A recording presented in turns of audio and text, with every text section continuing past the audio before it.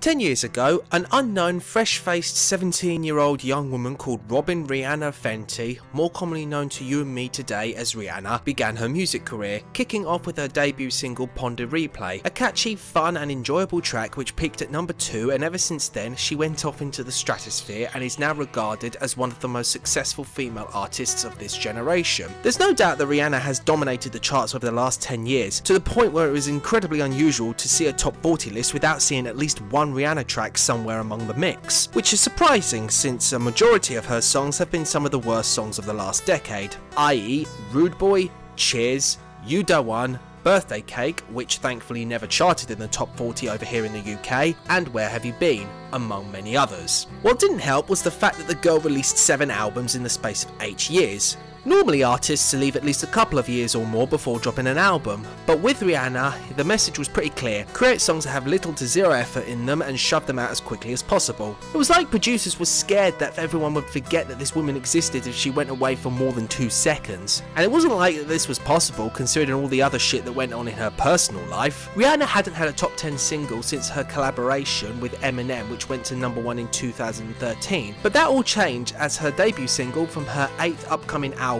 peaked at number 4 in the UK. This time with accompanying artists Kanye West and Paul McCartney of all people, who was mainly roped in for co-production and instrumentation purposes. The track entitled 4-5 sees Rihanna taking a stance unlike anything she's ever done before, an acoustic pop song with a pop soul edge, and the results are kind of shocking, in a good way. However, this song does have a couple of faults to it.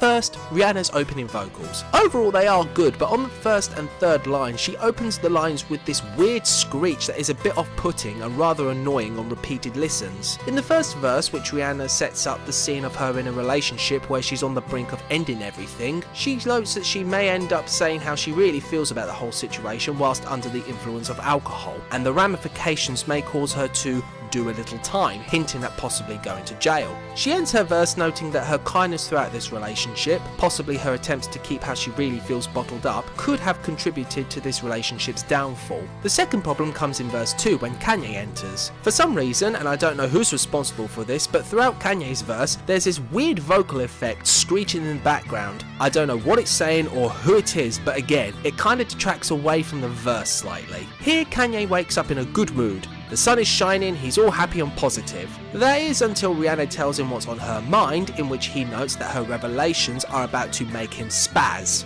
Insert Chris Brown joke here. Yeah, it's dated, but I had to.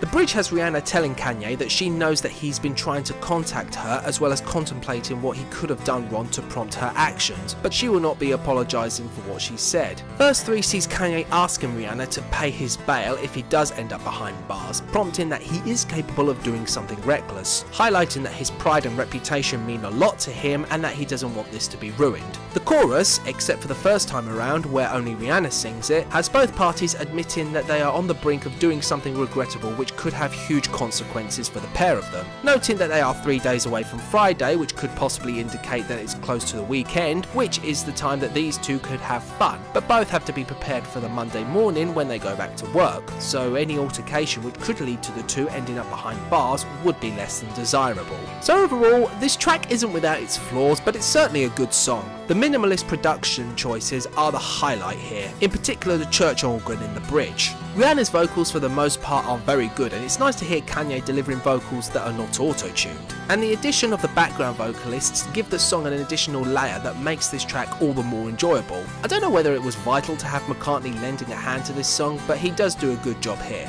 Is this a sign of what's to come on Rihanna's upcoming album? More than likely not, but I'll take this for what it's worth.